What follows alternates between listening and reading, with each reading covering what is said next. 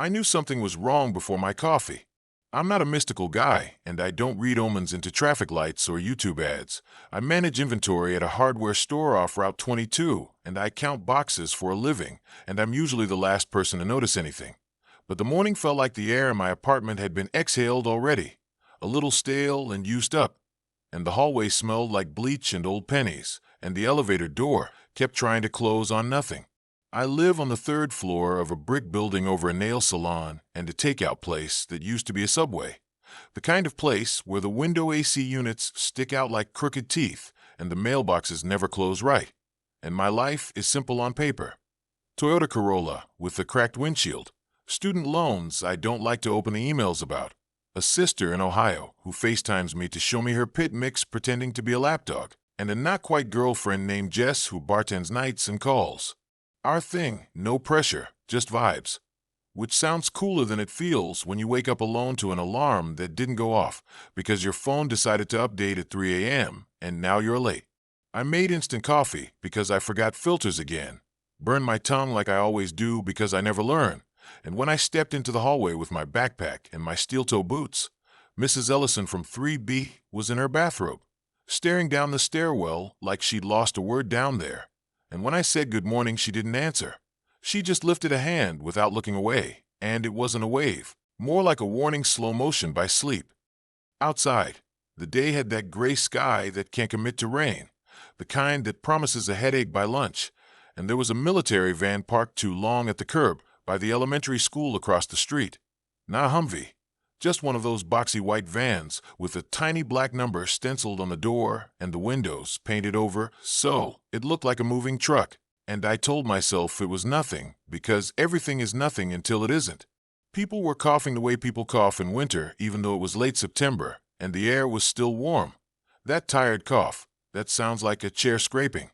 On my way to the car, I pressed the walk button at the light, and there was a swipe of brown red on the metal like someone had tried to wipe spaghetti sauce off with a tissue and given up.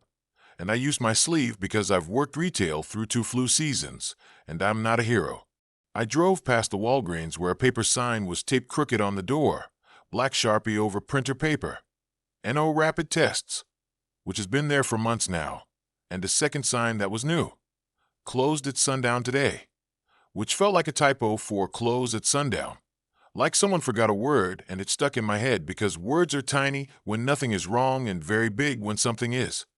Work was slow until it wasn't.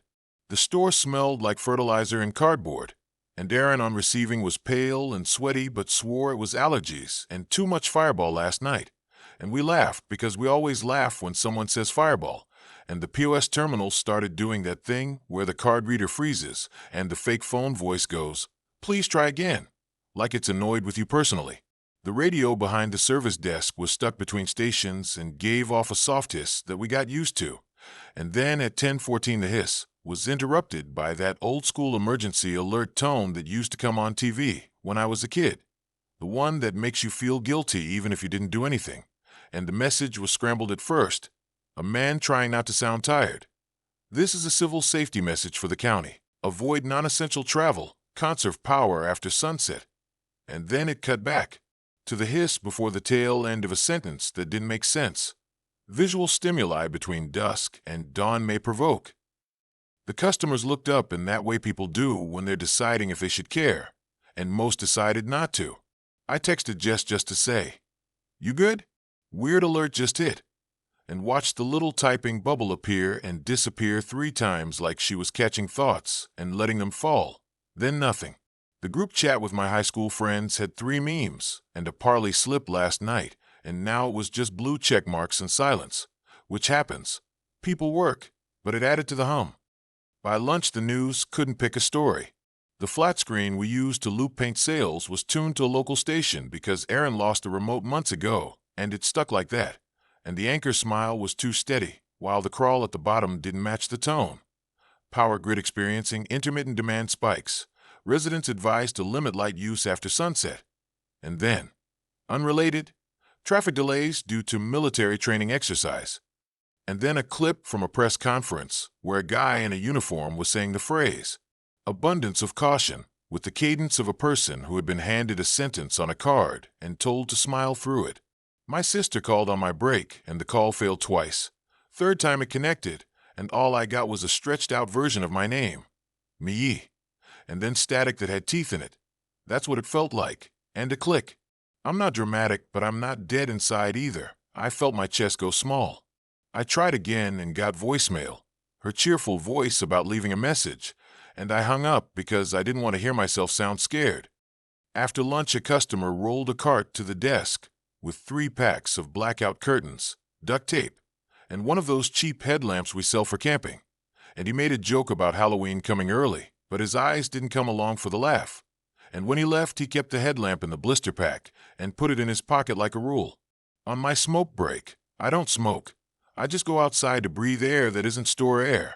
I stood behind the dumpster and watched the strip mall across the way. The nail salon was closed with the lights off even though there were people inside. A row of silhouettes bent over something that didn't make noise, and the takeout place had its neon open sign, unplugged at noon, like maybe the sign was bugging them. A kid on a scooter stopped in front of the frozen yogurt shop and looked in through his hands, cupped to the glass like binoculars, and when the owner came to the door, he didn't unlock it. He just pressed his fingers to the glass and shook his head, and the kid kicked the curb hard enough to make the metal frame buzz. On the drive home, I hit every red light, and at the one by the school, the white van was still there. I rolled my window down because my AC fan screams, and I heard something from inside the van. Not a person, not words. A rhythmic flick like a projector with no picture. And then a voice from behind me said, "They're not supposed to park that close to the crosswalk." And Mr. Alvarez, the crossing guard who always wears a Yankees cap even though this is not Yankees territory, leaned a stop sign against his leg and scooped up a smear from the street with a paper towel and folded it small and slid it into his pocket. He caught me staring and shrugged like, "What else can you do?" The first thing I couldn't explain happened before 3.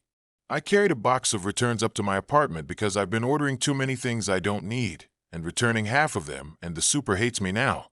And when I turned the key, I heard the small, soft wheeze from under my door like someone exhaling through their nose. Just once.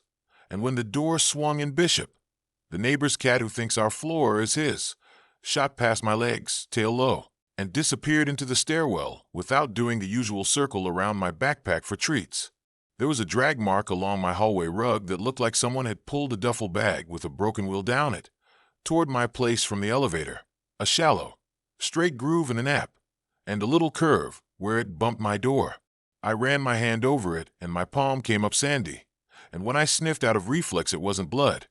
It was like pennies and pool water mixed with the faint plastic smell of new electronics. In my kitchen, the overhead light was on because I'd left it on, and the bulb was buzzing. The old kind that never die but get mean. And the sound made me think of the radio hiss, and I flipped it off and stood there with the fridge hum, letting my eyes adjust, and it felt better immediately in a way I couldn't sell to anybody without sounding like a guy who goes to crystal shops. My phone vibrated on the counter with a notification from the city app nobody uses because it crashes, and I almost didn't tap it, but I did, and the words were blunt, no graphic, no color. Warning: keep all lights off after sunset until further notice. Close blinds, avoid illuminated windows. Do not use flashlights outdoors. I stared at it and waited for the second line where it would say, "Just kidding," or "Test," and it didn't come. A minute later, the same message arrived as a text from an unknown short code, doubled like an echo. I tried Jess again. Nothing. I tried my sister again. Left a message that I hated as it left my mouth. "Hey, it's me. Call me when you can." City pushed a weird alert. Just call. The nail salon downstairs slammed their metal gate early, and the sound went up the bones of the building. I pulled up my bank app and winced at the number and did the math anyway, and went to the hardware store section of my own brain. Blackout curtains. I had none. I found 2 trash bags boxes and a roll of painter's tape under the sink, the blue kind that doesn't rip paint, and a half-used roll of duct tape that smells like glue factory. I took my hammer, a flathead screwdriver, my good scissors, a box cutter, and a Sharpie and set them on the table like I was laying out utensils to cook something that wasn't food. I texted the neighbor, D in 3D, single mom, nicest person in the building. We trade Amazon packages by accident at least twice a month. You see the alert?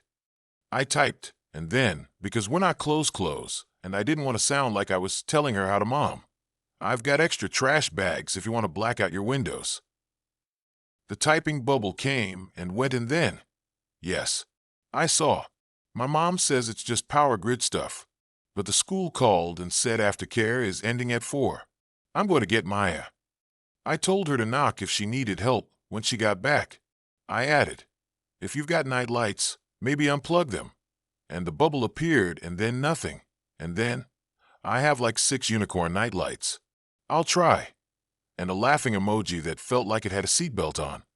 The light outside slid toward late afternoon slow enough to feel normal if you wanted it to.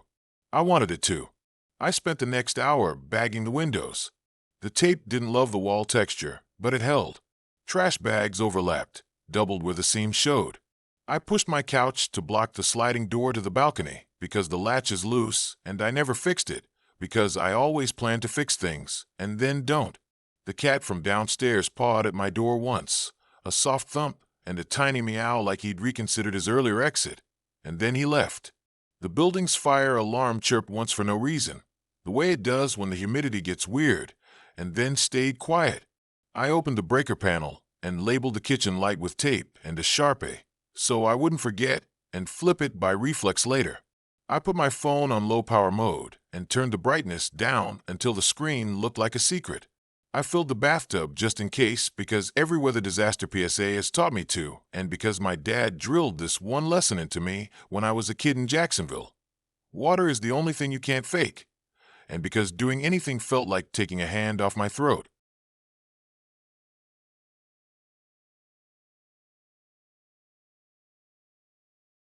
At 4:32, the emergency alert tone hit again, on every phone I could hear in the building. A chorus of alarms up and down the hall like a bad harmony, and the message was shorter this time, and the voice was not soothing. Local curfew at sundown. Avoid visible light. Blackout protocols in effect. Remain indoors. Do not investigate unusual sounds. 3 sentences that were supposed to do a lot of work. The words, "Do not investigate unusual sounds," felt like someone had been reading our search history and decided to parent us. I stood in my kitchen holding a roll of duct tape and stared at my own reflection in the dark microwave door, a ghost with tape. I thought about Jess's apartment 2 neighborhoods over with the big bay window that faces the street and the string lights she never turns off because she likes the glow when she comes home late. I retyped her name and erased it. I tried calling the bar and got a recording about business hours, and then a click and a silence that didn't end until I hung up. I texted, "Turn off your lights before sunset. For real. Call me." The message sat there with 1 gray check. I put the phone face down because watching a screen not move is worse than not knowing. Around 5. De-knocked. 2 quick taps, then 1. The way you knock when you've got a kid in one arm and a bag in the other. I opened to a wedge because I didn't want the hall light to spill in, and she read my body language and slid through sideways and set down a Target bag, and the kid, Maya, ran straight to my couch like all kids do in every apartment in America and jumped once and then sat and swung her feet like she'd done that exact thing 100 times, which she probably had downstairs. "Unicorn night lights," Dee said, lifting the bag, 6 of them shining pastel through plastic, and she laughed for real this time, and then it fell out of her mouth, and she looked tired in the bones. They called early pickup, and then the power went weird in the office, and the phone stopped for a bit, and the teachers were like, "It's fine." And then they kept checking the windows. She stopped herself, because you don't narrate fear to kids while they're in the room. And I said, "I've got more trash bags." And she nodded, and we both pretended that the solution to this could be bought in a 40 count at the dollar store. Maya asked if she could use my bathroom, and I said yes. And she went, and the light didn't come on because I'd unscrewed the bulbs already, and there was a pause, and she said, "It's dark." And there was a pause in me too, and I heard my own voice come out calm. "I'll hold the door a little open." And I did, just enough for the hall to shade the room, and I felt like I was teaching myself a new game where the rules are the only thing I own. When they left, I watched Dee tape bags across her door window with the speed and care of someone who has packed dozens of boxes in her life. The tape ripping perfectly, the plastic laying flat, And when she was done, she made eye contact with me through the sliver and gave the smallest nod. And I nodded back the way you do when you decide to be on a team you didn't choose. The building got quiet in that way that's not truly quiet. The low hum of 100 machines we don't notice until we think about them. And somewhere above me a baby started crying, and then stopped, and then started again softer, and then not at all. The hallway motion sensor lights, which have never worked right, stayed on, and then began to flicker, and then stayed off, like they were listening. The sun went down behind the strip mall, and the sky didn't do that pink thing it sometimes does. It just turned the color of a turned-off TV. And a car alarm went off far away and cut mid-blare, like someone had pressed a pillow over it. From the street, a voice tried to be casual and wasn't. Hey man, hey, come on. And then shoes slapped pavement fast in a way that makes you feel it in your knees.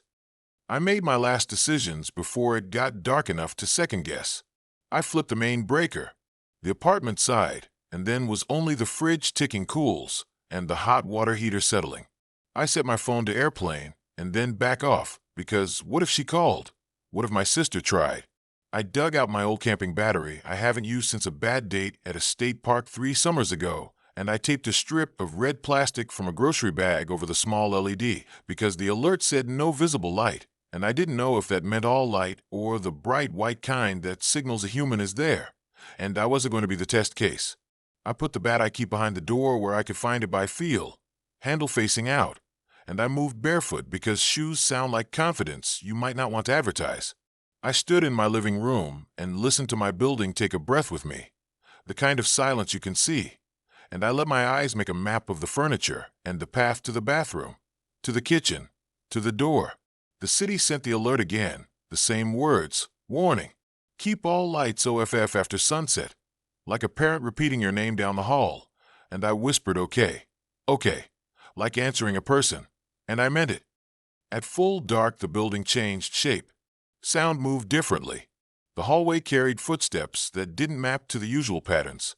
Slow steps, a stop and a start, and the soft brush of fabric against a wall.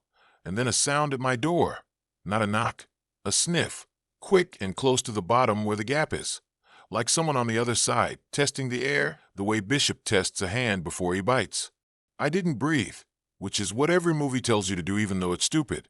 But it felt right, not to feed the air in case air is what it wanted. My phone buzzed in my pocket, and I almost jumped out of my skin. Jess, we're closing early, the text said. Then, power's weird. People are weird. I'm on my way home. Then 3 dots, then nothing. I typed, don't. If you can stay with people, stay. If you have to go home, do not turn on any lights. Tape your windows. I'll call you. I deleted I'll call you because I didn't want to make a promise I couldn't keep. I added please. The message sent and hung there with 1 check.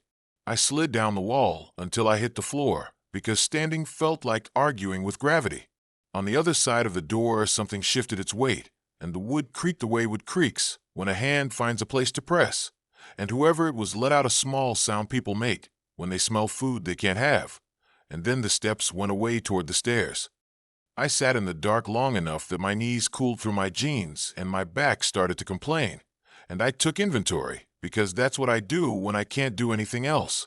2 cases of water in the hall closet, 4 cans of black beans, 6 of tuna, pasta enough for a week if I'm generous with the sauce, a bag of rice I've had since 2020 that I can't throw out, because what if? Headlamp with fresh batteries, 3 candles I refuse to light, 1 lighter, 2 lighters if I can find the blue one that always hides, duct tape, painter's tape, trash bags, towels. My dad's voice in my head, saying no plan, survives the first hour of contact. My own voice answering okay. But some plans get you to the second hour. I texted my sister again because hope is a stubborn dumb thing. You okay? I'm here. Keep lights off. Text me 1 emoji if that's all you can do. And I sent a moon and then a thumbs up because I didn't want to be cute in a moment that didn't want cute. And I turned the phone over in my hand and felt the weight, like a small animal sleeping there, and set its screen down on the floor so it wouldn't betray me with a sudden glow. The building settled deeper around me, and the street outside did that late-night quiet at 8 p.m. that you only hear during blizzards or fights on the block, when everyone senses the shape of trouble and goes inside. Somewhere, a generator tried and failed, coughed and gave up. Someone whispered a prayer and got louder at the end like they wanted someone to hear them hearing themselves. From the stairwell, a slow scrape like a heel dragging or a heavy thing thoughtfully moved. I thought about Jess's string lights, about the way that soft gold makes her apartment feel like a hug, and I felt angry at the idea of anyone telling her she couldn't have that anymore, and the anger helped me sit still. On my door, I taped the alert message I'd written out by hand with a Sharpie in big block letters, in case any future forgetful version of me reached for a switch in the dark and needed to be stopped by my own handwriting. Keep all lights OFF after sunset. I underlined it twice the way teachers do when they're trying not to shout. I didn't decide to believe everything. I decided to act like it was true because the downside of being wrong was a spoiled evening, and the upside of being right was the next morning. I thought about how this would sound later if I had to explain it. I trusted a text and bagged my windows like a Doomsday guy, and I decided I could live with that version of me more than the version who shrugged and turned on the kitchen light because he wanted a snack. I thought about the van by the school and the smell on the rug and the way the radio man's voice bent around the word visual. And I kept my hand on the bat not because I like the bat, but because hands need jobs when your brain is jumping. In the dark, you learn the shape of your breathing. You hear the way your neighbors break and remake their own rules. I heard Dee's whisper through the wall, the soft rise and fall of a mom building a fort out of air, and a tiny laugh that had to be Maya's even cut in half by plaster. I heard Mr. Alvarez's steps on the sidewalk below, like he'd taken it upon himself to walk the block with his stop sign between his fingers like a baton. I heard the echo of my own dad telling me to turn off lights when I was a kid because the power bill isn't a suggestion, and I heard the way he used to say my name when he wanted me to pay attention, and I understood that attention is the cheapest thing we own until we're asked to spend all of it. The sniff came back at the door once more, softer, nearer the handle this time, and there was a sound I've never heard a human make. Not angry, not hungry, a curious, small sound like someone saying your name from another room without committing to it.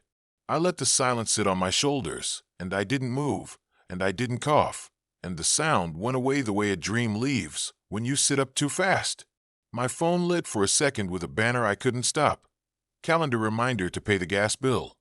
And the light was a pale little square that must have been nothing from the hall, but it made my heart slam because it proved how easy it would be to lose the thread.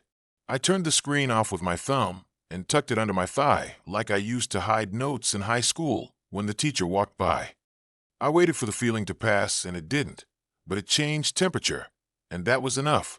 I sat there in the dark with a bat in my hand and a sentence on the door and a picture in my head of Jess's string lights unplugged and my sister's dog-heavy in her lap and the white veneer of the school finally gone or maybe invisible, and I decided that whatever this was, whatever word we'd end up using for it later, it had already entered the room, and the only control I had tonight was whether I fed it. So I didn't. I didn't give it a single bulb. I held still. I listened. I learned the sound of my building breathing in the dark, and I told myself out loud, quiet and plain, so I would believe me. We keep the lights off. We make it to morning. We see what the morning asks for next. The first scream was Mr. Alvarez. It cut up through the stairwell and landed outside my door like someone had dropped a heavy bag from the roof. One hard hit, and then silence, and it was so sudden and so real I didn't have time to run the usual questions in my head about whether I was overreacting. Dee was back in her apartment, and I was on the floor with the bat balanced across my knees and the message on my door staring me down. I crawled to the peephole because moving low felt smart even if it didn't actually do anything. The hall was dark except for the emergency exit sign glow at the far end, that red block you never look at until you have to. And in the beam of it I saw something that shouldn't have made sense and did anyway. Mr. Alvarez's stop sign lying flat near the stairs like a red plate, and a smear leading toward the second floor like someone dragged a heavy wet coat. He was the guy who made jokes with the kids and yelled at double parkers with love. The sight of his sign on the floor made my stomach fold in on itself. I didn't open the door. I said his name on a whisper to the wood because there was a world where he answered, and I needed to visit it for 1 second. Nothing. A minute later, there was a knock down the hall. 2 apartments over, 3A. A guy named Colin who worked nights at the casino and was always leaving his Amazon boxes in the lobby because he couldn't be bothered. The knock was polite, 3 quick taps. Colin opened his door, and lit blew out of it like he'd turned on everything at once. A warm kitchen glow hit the hall and painted a slice across my peephole and made my eye water. I heard his TV, sports highlights, the fake big voice of a host trying to act like the world was normal. He stepped out holding a bag of trash, phone in his other hand lit up with some video playing, and he said, "What's going?" And didn't finish because something from the stairwell hit the wall so hard the drywall dust floated, and then it was moving fast like a shape inside a shape, like a person on hands and feet, and then up on legs, and then down again, and it never made the kind of noise a person makes when they sprint. No air sound, no shoe slap, just that wet slide like me dragged on linoleum, and it went straight for the light. It didn't hesitate at all. It slammed into Colin like a tackle, knocked him back into his apartment, and I saw his phone skitter across the hall and show me the ceiling for a second, and his mouth try to say help. And then he tried again, and it was smaller because there was something in his throat, and the door swung in and hit the wall, and his lights made a bright yellow square on the hallway carpet. And then everything inside that square looked red and moving, and I heard a noise I didn't know a body could make, and the lights went out like somebody had hit a switch. I stayed on the floor with my forehead against the cold door and the bat handle under my fingers, and I tried not to cry, because crying breathes too loud. My phone vibrated. "Jess, on my way. Broadway is jammed. I'm cutting over on 12th. I typed fast without thinking. "Don't come here. Stay with people. If you have to come, park in the back, no lights. Do not turn on your phone screen." 3 bubbles came and vanished, then 1 word. "Okay." Then scared. Then nothing. I wanted to tell her I loved her, but we never say that word, and I don't even know if it's the right one for us. And it felt like loading a backpack with bricks if I put it on her now. I texted, "I'm here," and left it. A quiet knock tapped my door at knee height, not Colin level, soft like a child. "It's me," a voice said, and for a half-second my heart tried to lift because it sounded like Jess if she'd run up 3 flights and was trying to sound casual for me. And I reached for the chain without telling my hand to, and then froze because Jess doesn't knock at knee height, and she doesn't say, "It's me," like she's reading it off a card. I didn't move. The voice tried again, a little closer to the handle. "It's me." The same tone, like someone playing a clip. The little metal ring on the lock turned a fraction like fingers testing it. I kept my hand flat on the floor and waited, and after a long breath the shadow under the door bent away and moved down the hall toward the red exit glow like water following a slope. I only started breathing when my head throbbed from holding it in. This wasn't panic in a book. This was a delivery of rules to my door. Lights call them. Sound pulls them. Words are not proof of a person. Something thumped Dee's door, and Maya yelped through the wall, and I couldn't stay still. I opened my door with the chain on, and his Dee's name, and she cracked hers, and we looked like 2 kids sneaking out, and 2 parents who'd had the same day and had run out of pretending. "We have to get downstairs," she whispered. "The bathroom window in 3C broke. I think someone threw something." I heard it, and then the screaming stopped. She had Maya's small hand hooked in her pocket, and the kid had 2 barrettes in, little stars, and her eyes were too big for her face in this light. But she wasn't crying, because she was concentrating on not crying. I told them about Colin in 1 sentence, because there's a version where not telling is kindness, and a version where not telling gets you killed, and I wasn't gambling with their lives. "We go to the laundry room," I said. "No windows. We can barricade. We wait out the night."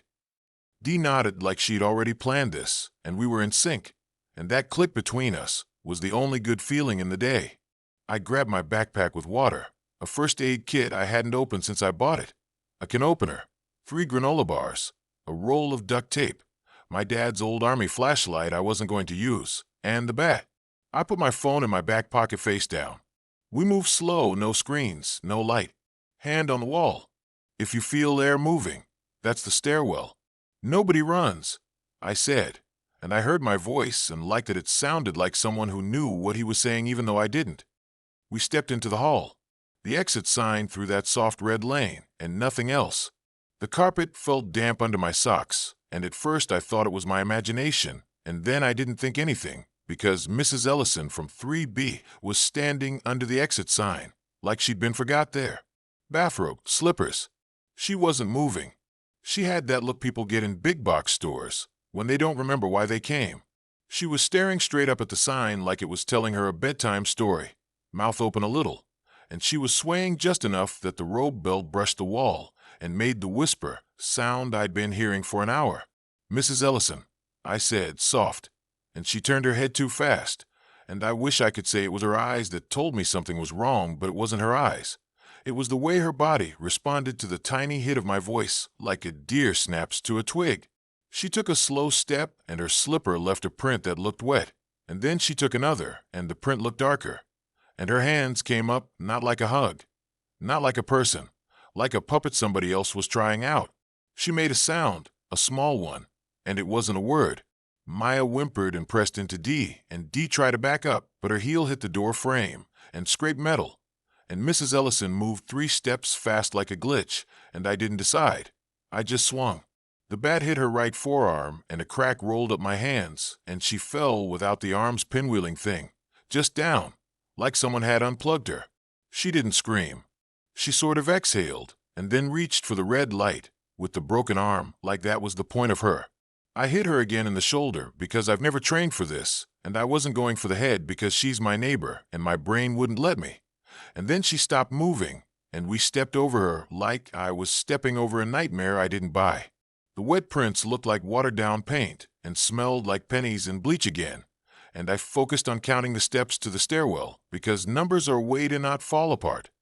We went down slow, left hand on the rail, feet testing each tread. The stairwell emergency lights were off, but the exit signs gave us just enough glow to see shapes. On the second floor, a landing someone had written on the wall in Sharpie, "Turn off your lights." Big, 3 times, like they tried to tell everyone on their way down, and had run out of time. From below us, a scraping sound paused and then resumed, and I thought about Mr. Alvarez and his sign, and I thought about the white van by the school, and I told my brain to store it for later, because later was a luxury. We reached the basement, and I tasted the laundry room before I saw it. Detergent, warm dust, coin metal. The door window was painted over with that fake frosted glass, and a strip of light came under it from the hall and licked my sneakers, and I hated it like I've never hated anything. I let the bat hang from my fingers and opened the door and checked corners, the way my dad taught me when he taught me how to clear a garage before you let a kid go explore. Nobody. Washers lined up like soldiers. 2 folding tables. A vending machine with the light off and a sign on it that said "out of order," which made me want to laugh, and I didn't because laughing right now would be like throwing a glass on the floor to hear it shatter. We pulled in and pushed a washer in front of the door and slid a table against it. I tore duct tape and crisscrossed it over the main light switch because I don't trust future versions of us when adrenaline changes our hands. Maya sat on the table with her sneakers tapping, and I handed her a granola bar, and she said thank you like it was dinner, and I loved her for it. Dee called her mom on speaker, and I reached to stop her because of the light, and then remembered speaker doesn't glow, and I pulled my hand back and tried to look like I knew that all along. It rang and rang, then picked up, and all we got was her mom saying, I'm fine, I'm fine, I'm fine." Too fast, like she was repeating it to hold a shape around herself, and then a click and a tone. Dee swallowed it down and set the phone face down and put her hand on Maya's back and said, "We're okay." And it was a lie, and it was also true in the only way that mattered. We sat with our breathing and the thumps upstairs and the scrape of something against the building like wind that had learned to push. I checked my phone for Jess like I was checking a stove, once, twice, again, and on the third check a new message came in, and my thumb moved before my brain did. It was a picture. Jess's hallway. Her door. A streak of light under it. The next photo was her door open a crack, and the string lights in her living room glowing like they were trying to win an award. The caption said, "Home. Come over," and I stared at the words and felt them not fit. We don't talk like that. She would have said, "You up, or are you alive?" Or, "I hate this." Not "come over," which reads like a billboard. The typing dots appeared and a voice memo came in. I pressed play without thinking, and her voice filled the laundry room. Except it wasn't right. It was flat. No background bar noise. No breath. Just, I am home. Come over. And then, warning. Keep all lights off after sunset. In the exact tone the city alert had used. That clipped pace that already lives in my jaw from hearing it all day. I felt my body go cold in a clean way, like someone had poured water inside my ribcage. I deleted the memo and turned my phone off with a hard press and set it down and slid it under the vending machine because even off it felt like a hole in the wall. We stayed there an hour or 10 minutes or 5 days. Time didn't live right in that room. Upstairs there were more knocks and more short screams and one long dragging sound that stopped under us and stayed like a bad floor joist. At some point the building's boiler kicked and made the pipes chatter, and I thought my heart was going to leap right out and bang on the door to leave. I talked about nothing to keep us in place. I asked Maya about school, and she told me about a girl who wore the same sparkly sneakers as her, and how the music teacher had a rubber chicken that squawked when you squeezed it, and I laughed quietly and asked what song, and she sang a piece of Old Town Road in a whisper, and I loved America for being stupid and simple and predictable for 1 second. The door to the hall thumped once. Not a knock. The bump of a shoulder testing a lock. Then again, a voice came through, low and close. It's me. And I was past the point where that meant anything. Go away, I said steady. The voice tried again. Hey, it's me. Higher now, like someone had adjusted a dial. Then a hand slapped the little wired glass, and the glass didn't break, but the hand left a print like someone had pressed me to it. And the print glowed as if it had its own light, for a second and faded. Maya made a small sound and decovered it with a cough, and I picked up the bat and held it like I was protecting my own throat with wood. After a minute, the thing outside moved away towards somewhere louder or brighter. We couldn't stay forever. We had water and duct tape and will, but we didn't have bathrooms we could count on without opening a door, and we didn't have information. Every part of me wanted to keep the status quo, ride it out until sunrise, but the building was changing sound. More windows breaking, more feet in the hall. There was a smell creeping in that wasn't pennies anymore.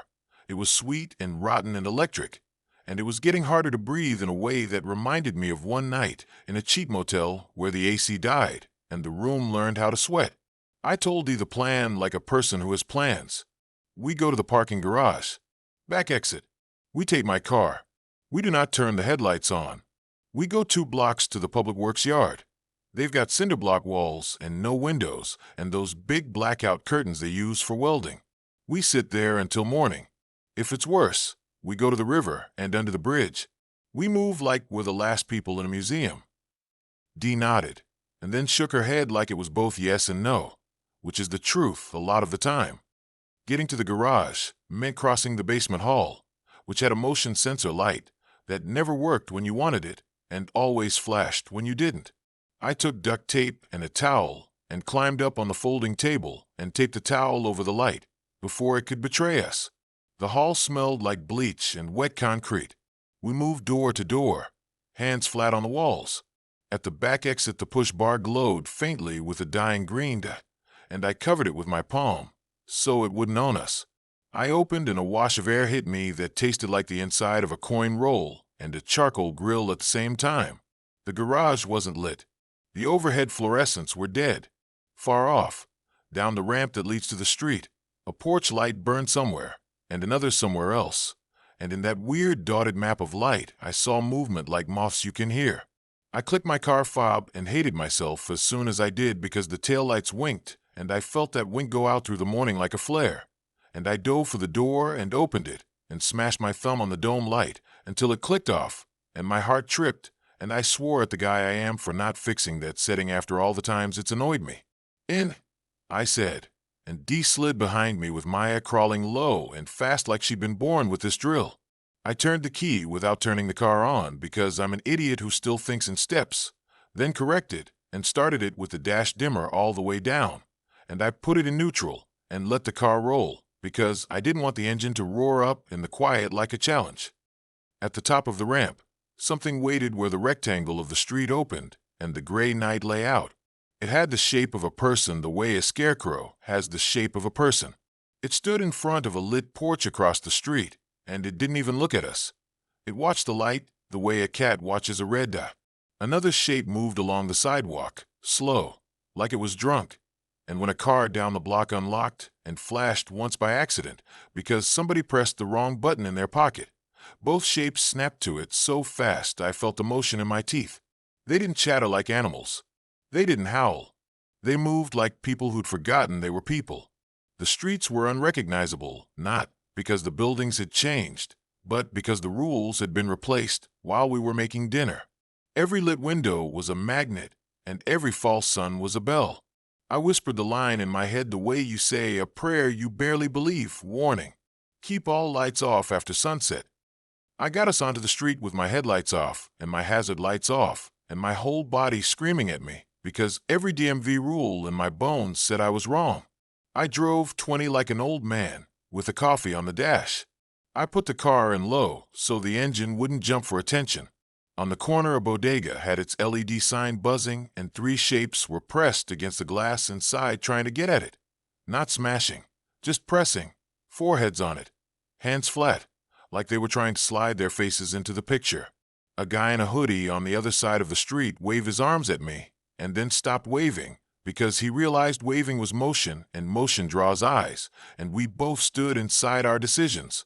We passed the school and the white van was gone, and in its place there were 2 cones and a sign that said road closed, and I didn't let myself think about where the van went or why the cones were there. At the public works yard the gate was half open like someone had left in a rush, and I rolled us in and parked behind a salt pile that would hide a battleship. I killed the engine and told the car it was brave because I needed to say something to something that had worked. Inside the yard office the lights were off because I didn't touch them, and the machines glowed the way machines glow when they're sleeping, tiny reds and greens. We taped over every we could find. We pulled black tarp over the windows that weren't really windows, just plexiglass cutouts. Dee found a welder's curtain, and we hung it with zip ties across the main bay like we were making a stage, and behind it we made a little square of safe on the floor with 2 shop mats and a milk crate and a roll of paper towels for a pillow. Maya fell asleep with her hand hooked in her mom's shirt, and Dee looked at me over her head with a face that said thank you and please, and I'm so tired, and I pressed my fist against my sternum because it felt like my heart was trying to rip a hole and get out. My phone, under the welding table now, because I kept moving it like it was a hot potato, lit up even though I turned it off. It did that thing dead phones do sometimes, where a ghost charge flickers through the screen and shows you the time by accident. The light was soft, barely anything, and I was 10 feet away and behind tarp, and still the bay door near the street flexed inward like someone had leaned on it from the outside, and I whispered no without meaning to. The door flexed again, slow, polite almost, and then stopped. It knew like a dog knows you're standing on the other side of the door because it can hear you breathing. I crawled to the phone and pressed the button until the screen died and held it until I felt my thumb hurt, and I didn't let go because the pain grounded me in this room with these people and this rule. I used to think the word apocalypse meant fire and explosions and news anchors who forgot how to pretend, but it's a list written on a door in Sharpie. It's a bat you didn't want to swing. It's a woman in a bathrobe looking up like a moth. This was an infection in the way we're used to saying infection when we talk about flu or a bad cold. This was something in the way our eyes talk to the world and the world answers back, something that woke up at sunset and asked anyone who made light to raise their hand. If you stood in the dark, you could be nobody. If you made a glow, you were a target or a teacher. I don't know which yet. Someone close to me wasn't what they were anymore, and I didn't know if it was Jess on the other end of that flattened voice memo or something standing in her living room wearing her words. I sat on the cold concrete with the welder's curtain breathing slow beside me, and I repeated our rule in my head like I was writing it until it stained the back of my eyelids. Keep all lights off after sunset. Keep all lights off after sunset. Keep all lights off after sunset. We weren't ready, but we were here, and here was the only place that existed.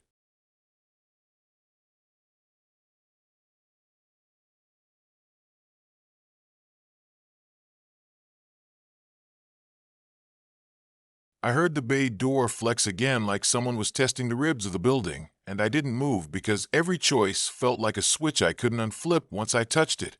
And then a new sound cut through all the layered hum, metal rattling in a hurry, chain on chain, the front gate of the yard shaking like a shopping cart with a bad wheel, and then voices that were real people voices, stacked and messy and out of breath.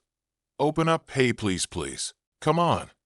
And it would have been easy to stay pure and say no, because the rule has kept us breathing for an hour.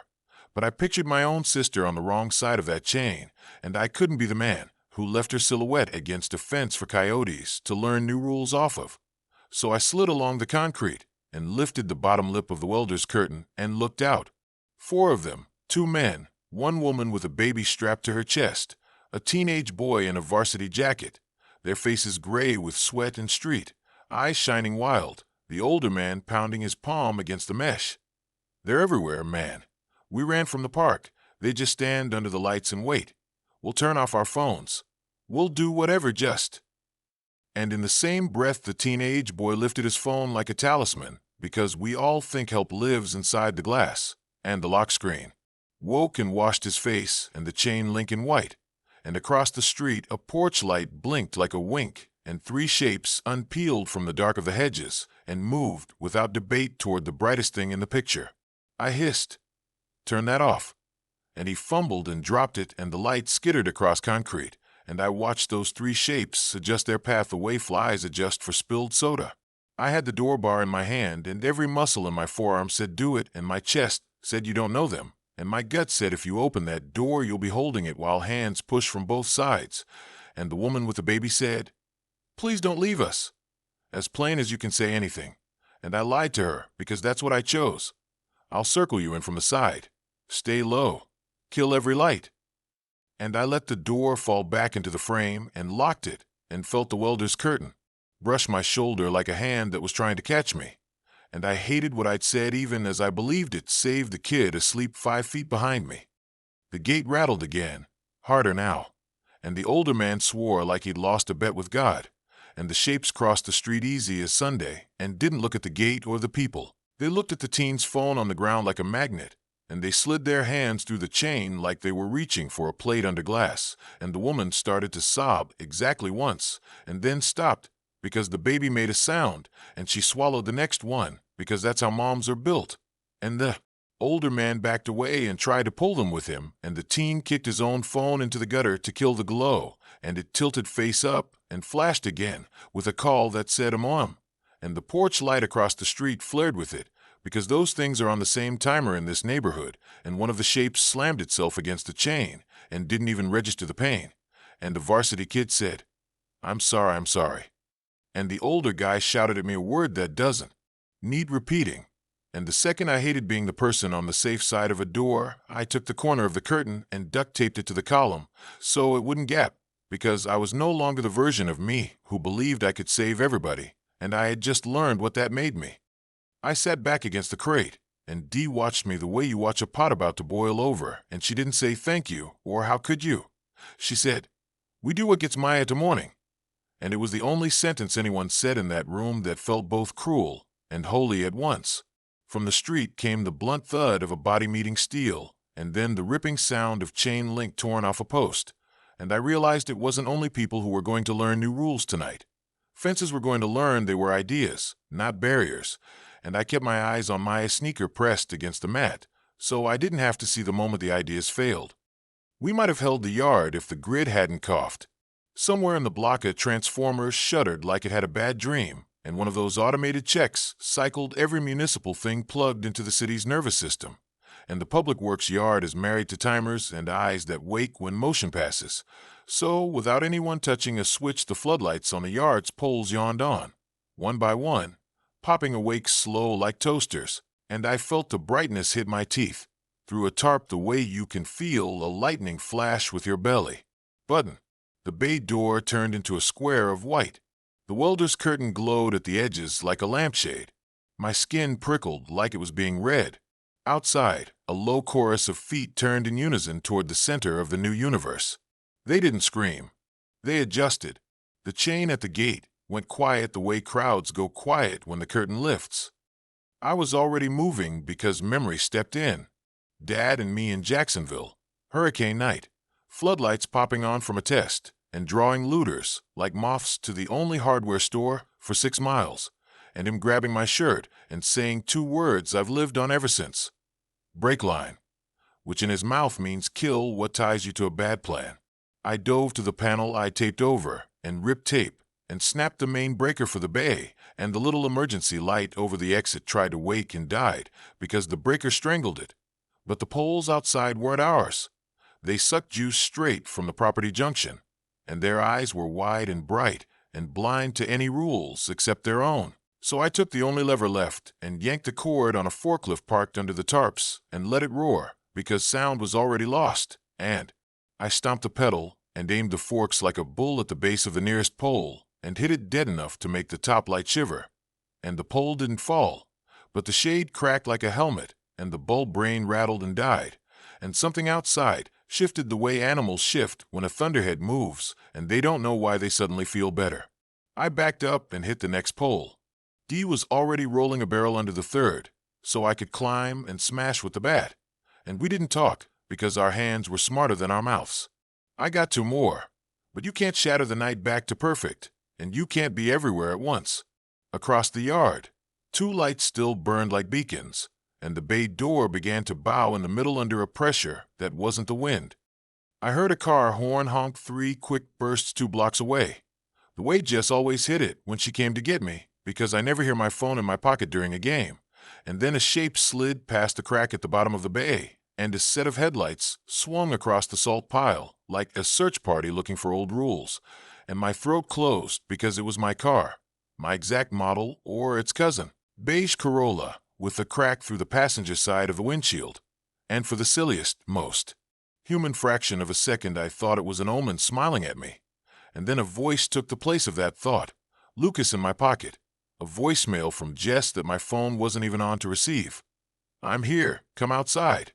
Flat and clipped like the city alert, and I had to grab my own hair to keep myself on the ground because half of me stood up like a dog when you say walk. Dee touched my wrist and shook her head, so small it barely existed, and it was more powerful than a sermon. The bay door breathed again, bending inward, bolt squealing, and I didn't wait for it to make the decision for us. We're out the service gate now, I said, and Dee scooped Maya, and the 3 of us moved like one person.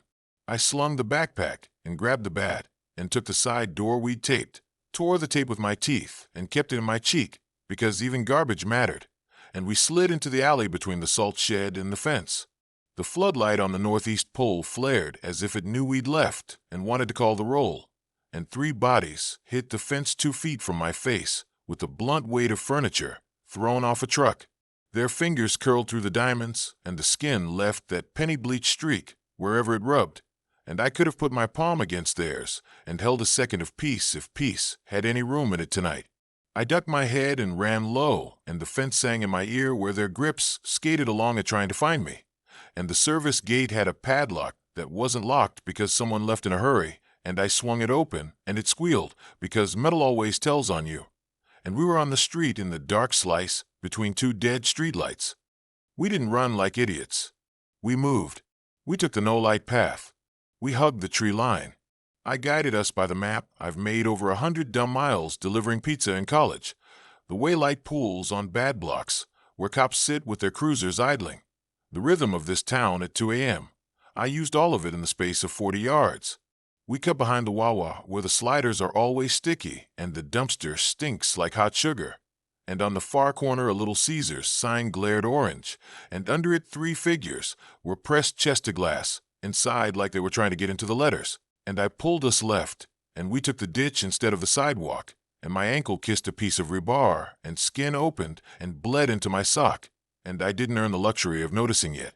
At the end of the ditch a shopping cart blocked the culvert like a joke with teeth, and I threw it aside, and we slid down into the concrete belly of the drainage, and the world got a little quieter and a little worse because the culvert carried every tiny glow like a rumor, the moon, a porch 2 blocks away, my own phone in my back pocket threatening to brush my thigh and wake, and I fought the idiot instinct to check it by promising myself a job for tomorrow. Turn off every single thing that can light up before sleep takes me again, if sleep still exists in the same shape. At the mouth of the culvert, we could see the black yawn of the river. The bridge threw a broken shadow over the water like the ribs of a beached whale. Under it, darkness we could fit inside. Between here and there, a loop road with 3 sodium street lamps, one flickering, one dead, one pouring its orange on a tan Corolla idling at the curb, and I didn't need to go look at the dent to know whose car it was. Jess stepped out of the driver's seat, and I felt a whole other life rush into my chest like oxygen, finally delivered after a long hold. She had her hands up to show she wasn't carrying light, and then she ruined it by lifting the key fob to lock the car, because muscle memory wins 10 out of 10, and the lights flashed, and the horn blipped, and I watched 6 shapes on the far sidewalk pivot like they'd been trained. "Jess," I barked in the smallest voice that could cross a road. "Don't move." And she heard me, and she turned her head, and I knew in that half second it was her, and not the voice wearing her, because she made the exact face she makes when she's about to ask me how I like my eggs, that tiny pinch between her eyebrows, ready to be annoyed if I said something dumb. "The lights," I said, and she dropped the keys and took a step, and the first shape was already crossing. Not sprinting, just direct, a straight line drawn hard. And I got 1 step into the road before my body remembered the kid in my left hand and Dee's breath in my right ear, and I stopped on the curb and felt the ethical plate in my chest crack. Jess could have run for the dark of the culvert. She could have duffed to us.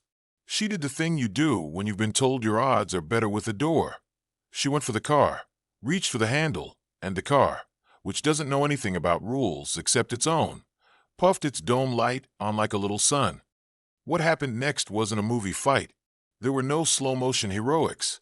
It was a crash of bodies against a door seam. It was the sound of a person's leg folding the wrong way under a bumper. It was fingers slapping glass in a row with the rhythm of 100 flies. It was Jess's voice saying my name one time, and then making that ugly swallowed noise I heard from Colin. And it was me holding both arms out to keep Dee from running at her, because Dee would have, and we would all have been a little parade to that light. A piece of me got up and went anyway, and hit one of them with a bat, and the feedback up my arms was like hitting wet furniture, and it turned its face to me, without any of the social stuff. Just math. What's brighter? What's closer? And it chose the dome light, because instincts learned tonight outrank history. I bent, grabbed the keys from the pavement by feel, and threw them into the river, because that was what my hand could do. And the car went dark like it had been scolded, and the shape slowed the way you slow when the music you're dancing to cuts mid-beat. And in that window, the only thing I could save was the 3 feet of space in front of me.